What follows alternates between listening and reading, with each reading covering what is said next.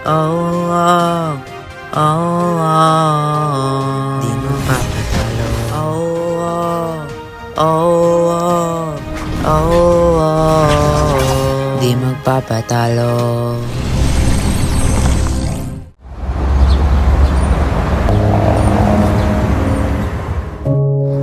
Hindi pa rin ako makapaniwala na nagawa tayong pagtaksila ni Dea. Sinabi ko naman sa inyo, simula ng una pa lang, hindi na dapat pagkatiwalaan ng isang Muniaves. Ngunit naawa pa rin ako sa kanya. Talaga lang, Teru. Oo, Flamino. Sapagkat ginawa niya lamang yun para sa kanyang ama. Kaya naiintindihan ko siya.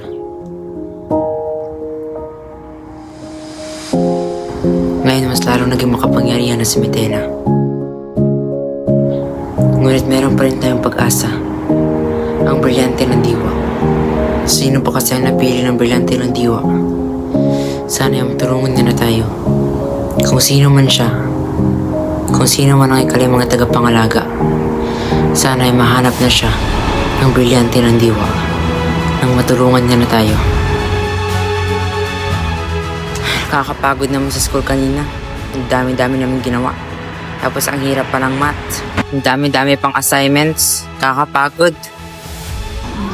Sana maging superhero na lang ako. Kakapagod mag-aral.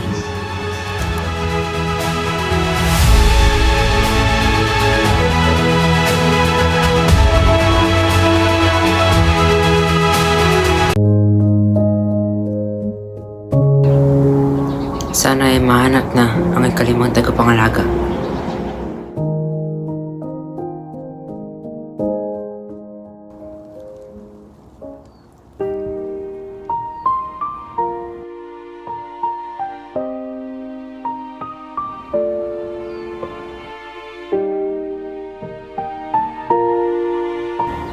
Patawarin niyo ako. Gagawin ko ang lahat para makabawi sa inyo.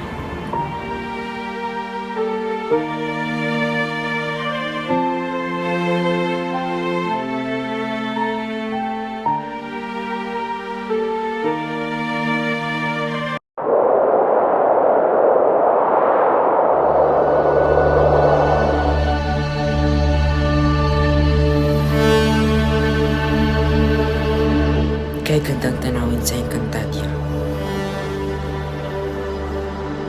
Kung hindi mo sanay ito sa akong Mitena.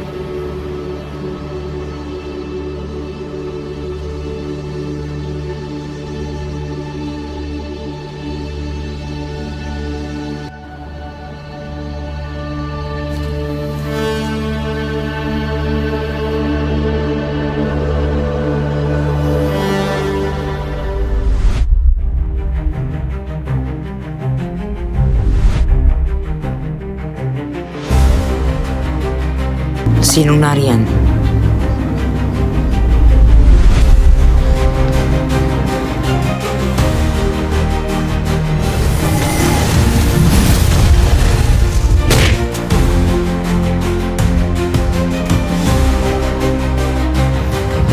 Isa itong napakagandang handog para kay Kera Mitena.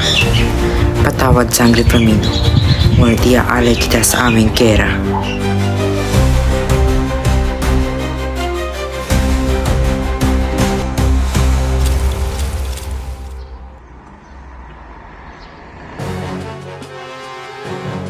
Nasaan ako?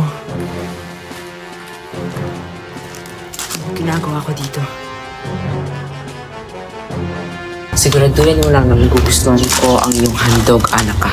Sinisigurado ko sa inyo, mahal na Kera. Magugustuhan niyo ang aking alay. Tunay na napakagandang handog. Hindi ba sabi ko sa iyo, mahal na Kera? Flamino. Mitena.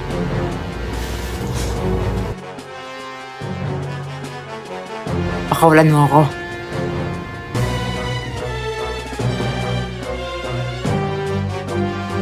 Ikaw palang nagbiyag sa akin, anak ka. Walang hiya kang ibon ka. Bakit hindi ko magamit ang aking Evictus? Hindi mo talaga magagamit ang iyong Evictus dahil hindi gumagana ang kahit anumang kapangyarihan dito. mapupulong ko nandito pang habang buhay, Flamino.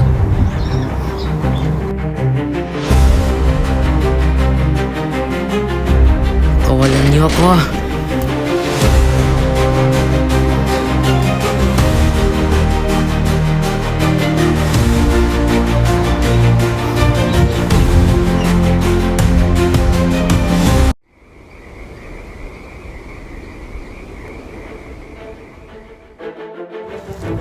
Adamos.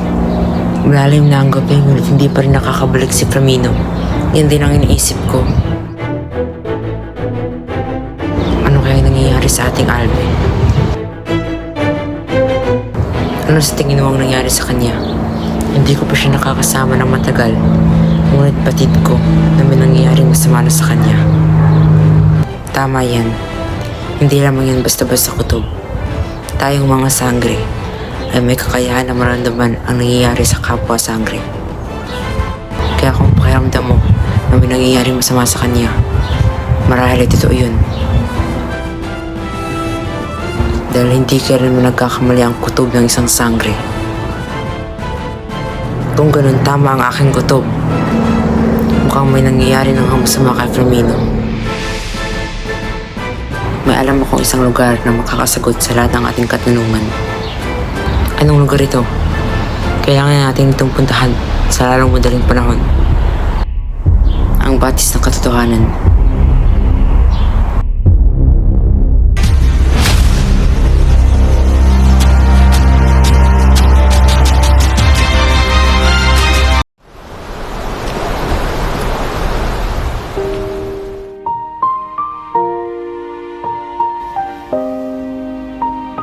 Batalang Emre, huwag niyo sana akong hayaang makulong dito pang habang buhay. Sana ay may dumating na tulong. Sana ay makalaya ako rito. Pakiusap, mahal naming Bathala.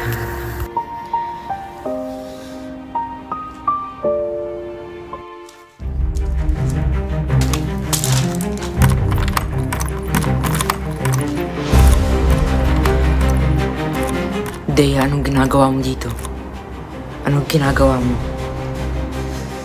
Nandito ako para tulungan ka. Bakit mo ginagawa to?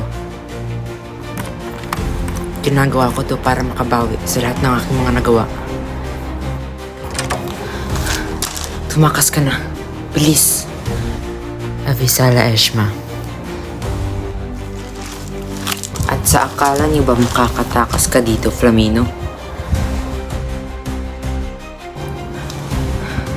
Nagsabuatan pa talaga kayo ni Dea. Flamino, tumakas ka na.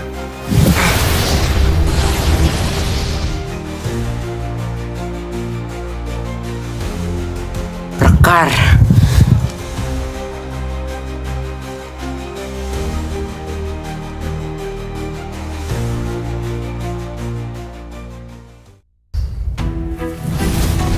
Masyadong malubha ang aking sugat para mag-evictus. Hindi kaya ng aking katawan maglaho. Isa na lamang ang paraan para makatakas.